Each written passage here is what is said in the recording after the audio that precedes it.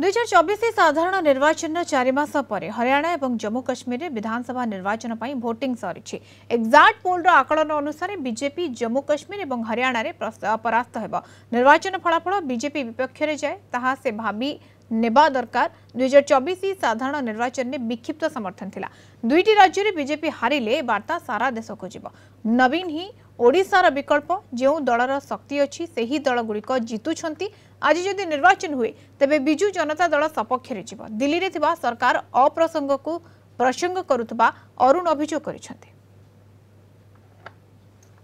जतक सब सर्वे करिसेंति जेते संस्था समस्ते कहउछन्ति जे हरियाणा रे एथर बीजेपी हारिबो। तापरे जम्मू काश्मीर मध्य हारिबो बोली पूर्वानुमान करिसेंति। सकाळु जणा पड़ी जे दिनटा कोन हबो।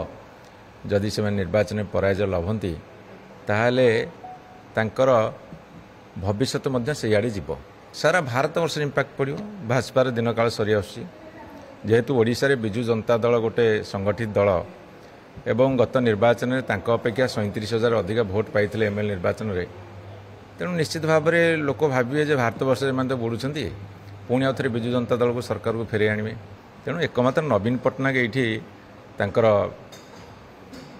ओडिशा रे अच्छा एकमात्र विकल्प। आज जदि निर्वाचन हो जनसाधारण प्रस्तुत होती फलाफल बिजु जनता दल सपक्ष देवे। यहाँ जनसाधारण उक्ति और मतामत।